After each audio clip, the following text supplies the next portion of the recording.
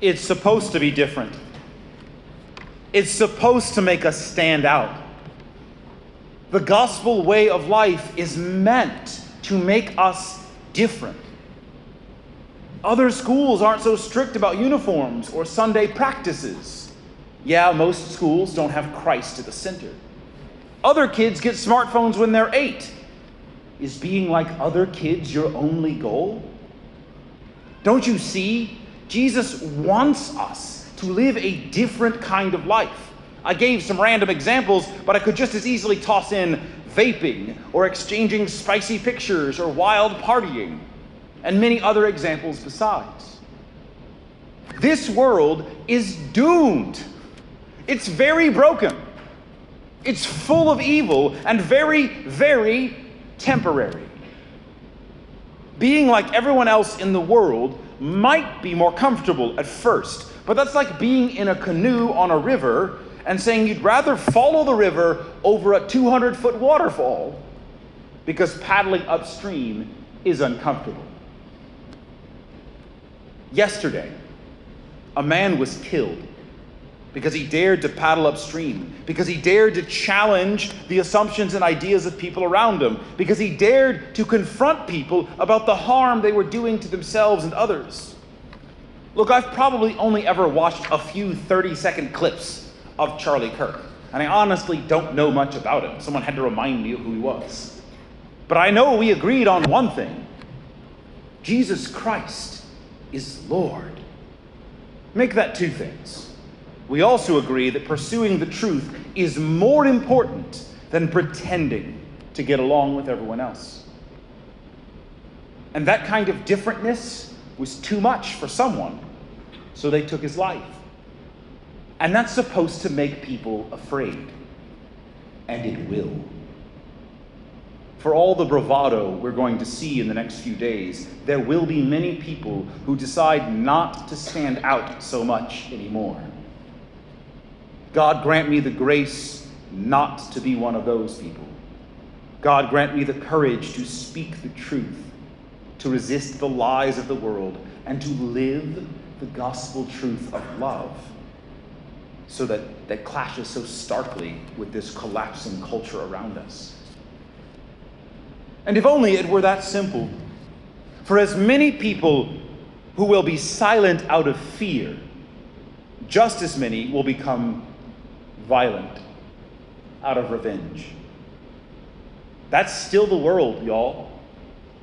Jesus says to love your enemy, to do good to them even when they strike you.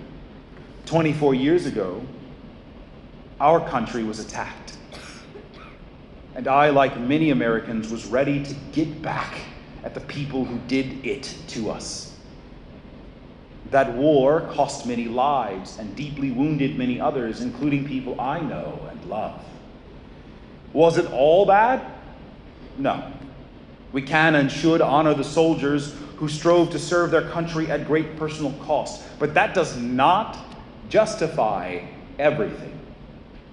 I don't claim to be able to judge the whole thing, but I know there's a difference between justice and vengeance, and that wars often break more than they fix. We're supposed to think differently than the world. Our morals are supposed to cost us time and money and opportunity. Actually, that's the wrong way to put it. Our relationship with Jesus Christ is supposed to cost us.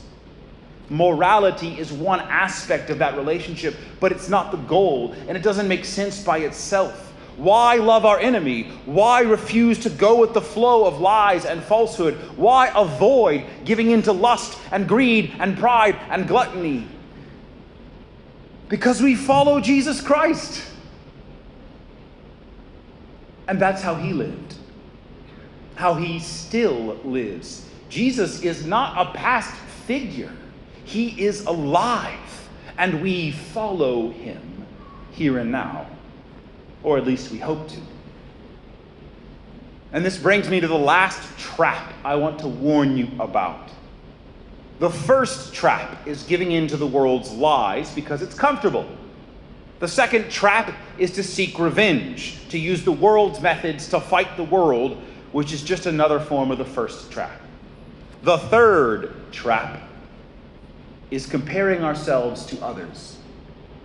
That's why Jesus goes from telling us to be different from the world to warning us not to judge or condemn. Yes, we are supposed to be different than the world. Jesus is clear that we get credit for loving our enemies and forgiving. But being different is not the goal. The goal is Jesus Christ. He doesn't want us to sit down and say, that person did this thing, so I am going to do that other thing on purpose just to be different. Well-meaning Christians sometimes tell kids, be the bigger man or woman and do the right thing. That's so close to the truth, but it misses in a very important way because it puts the focus on ourselves. The goal isn't to consciously be better, be the bigger man. The goal is to love Jesus Christ and love like Jesus Christ. Here's an analogy. If you go to an archery competition, do you aim at your competitor's target or yours?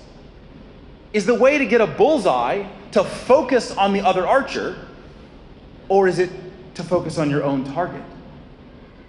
Your target is not be the bigger man. Your target is following Jesus Christ. Being better is a byproduct of love, just as winning an archery competition is the byproduct of hitting your own target. Jesus tells us we're supposed to be different as a heads up, so that we're not discouraged when we get into trouble for following him. The point isn't to get in trouble. The goal is always, always, always to know, love, and follow Jesus Christ. So that last trap is comparison. It is judgment. It is focusing on yourself in comparison to others, which takes your eyes off Jesus. Instead, do the right thing regardless of what others are doing. Whether or not you even understand what they're doing, you do the right thing. If others are better than you, doesn't matter. Do what you're supposed to do. If others are worse than you, doesn't matter. Do what you're supposed to do. If you're surrounded by terrible people, you can't stop trying to grow in holiness just because you're better than them. If you're surrounded by saints and amazing people, it's not an excuse to stop trying because you'll never be as good. Being as good as them isn't the goal. Your goal is Jesus Christ in your life, in your circumstances. Comparison is the thief of joy because it distracts us from God. Judgment isn't just a sin because you'll probably get it wrong. It's a sin also because it focuses on the wrong thing. Yes, we absolutely can and should say to people, hey, what you're doing is a sin, it's evil, and you should stop. We absolutely can condemn violence and all sorts of other crimes.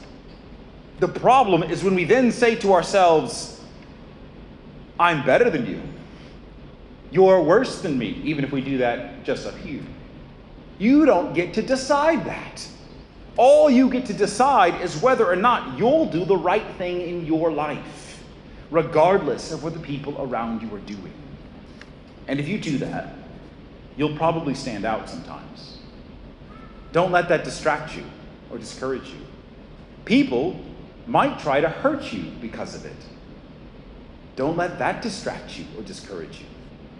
The world will lie to you about what matters most. Don't let that distract you or discourage you.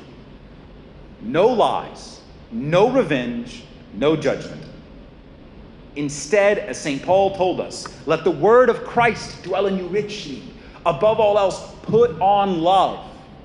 Whatever you do, in word or in deed, do everything in the name of the Lord Jesus, giving thanks to God the Father through him.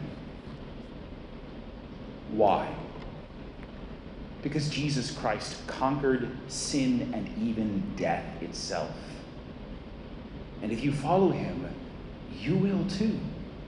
Now, I don't know about you, but to me that sounds a whole lot better than anything this mess of a world could possibly offer.